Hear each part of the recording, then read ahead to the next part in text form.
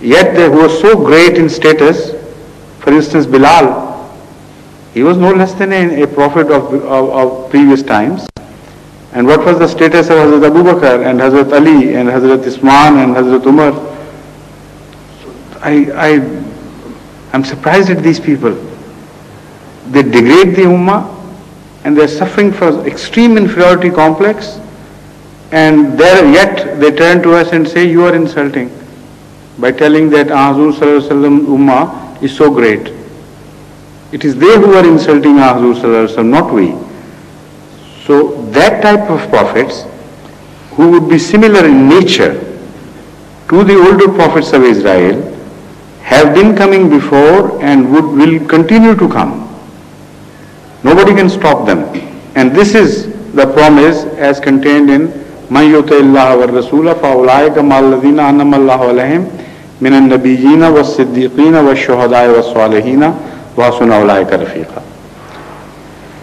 Yet, why are they not called the prophets, while the status is mentioned to be the same? This is the only argument which has to be gone into and should be discussed and found out the answer to. This is the problem.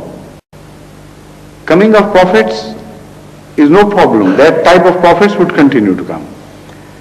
But why will they not be called prophets? What is the secret? And why there appears to be only one who would be also called the prophet? That is the question which has to be studied at some detail. And as far as I have understood this phenomena, I have told that before and discussed it at many places. In my opinion, when Ahmad sallallahu alaihi wasallam came, the definition of prophethood was enlarged and raised in station.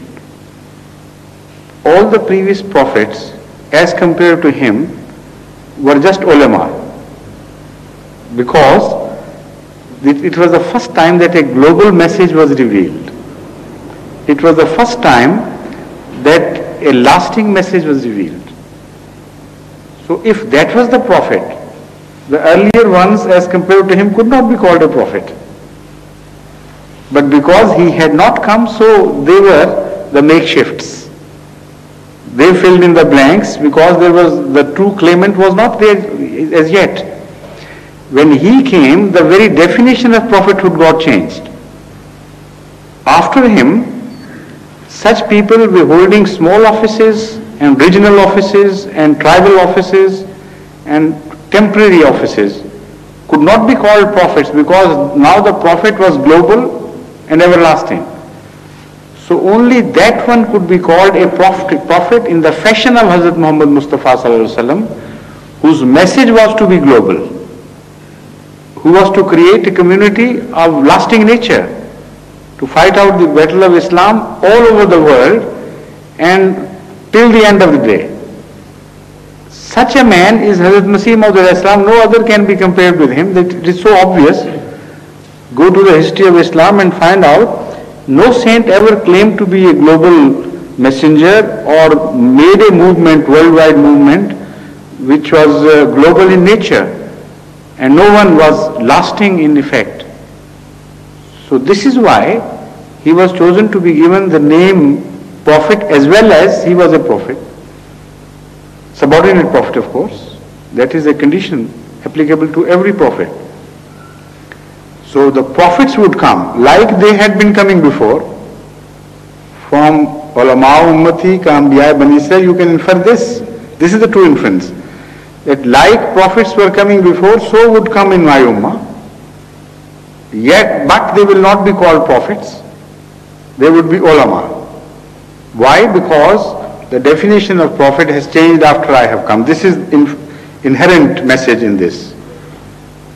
So nobody says that no prophet can come. What we can say is that the prophet who can be called a prophet in the fashion of Hazrat Muhammad Mustafa sallallahu alaihi wasallam, he can also come if he is told to ever come. But that there has to be a prophecy about him. What we say is not that we negate the possibility. This is totally wrong. What we say is that as far as we know, Hazrat sallallahu alaihi wasallam has only prophesied about one person who would be prophet in stature as well as would be named a prophet. Such a man, as we read the traditions, we find only one. So if Allah chooses to send another one, it will be the responsibility of the other one to prove that he has also been mentioned in hadith, in the words of Rasul sallallahu alaihi wasallam. So if he does that, he is most welcome. The office as such has not finished. This is wrong. As long as any shade covered by the same definition continues to exist, we can't say the office of prophethood is finished. Office has not finished, only one branch appears to have ended because we don't see a mention of another of such a branch. The rest of the branches would continue to flourish.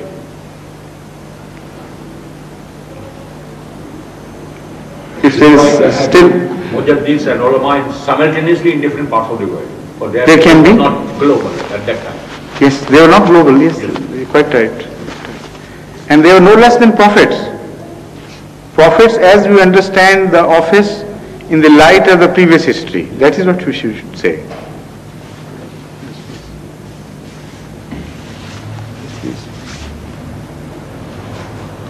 Please.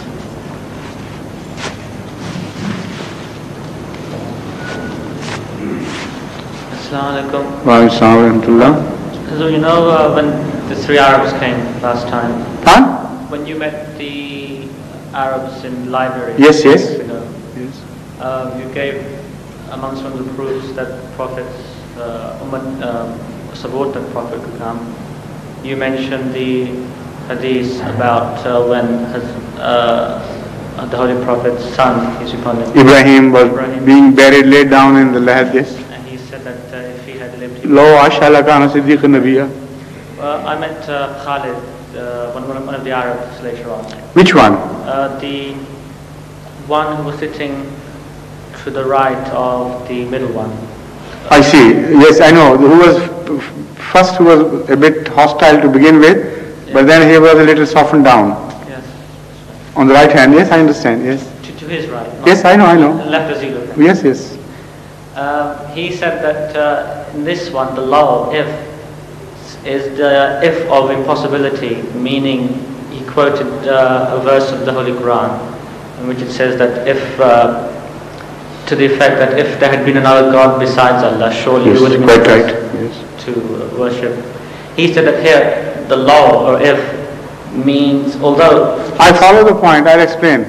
The fact is that he is applying law either intentionally or inadvertently to the wrong place. Law is not applicable to Nabuwa. Law is applicable to the life of that boy only. So he's quite right. Law Asha means that that boy has died. And it was not for him to live. So law does not open the possibility of his living. But it does not hit at the possibility of his becoming a prophet. That is a different thing altogether. The full tradition is Law Asha Lakana Siddiqan Nabiya. Lakana Siddiqan Nabiya is not hit by law. That is a permanent statement. Law Asha means had he lived. So translate it exactly in English and then you will understand better and then you can explain to him. Had he lived, he would most certainly have become a prophet. This is the translation. So had he lived tells us that he was not to live. That is law. But he would have most certainly become a prophet. That is not affected by that had he lived.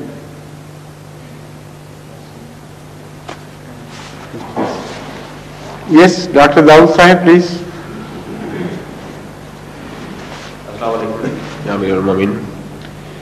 With reference to the same thing, I met a Buzurg from the Silsila and he said that by coming of promised Messiah, three things are definite. One, Wafat-e-Masih. Two, Ijra-e-Nabuwat.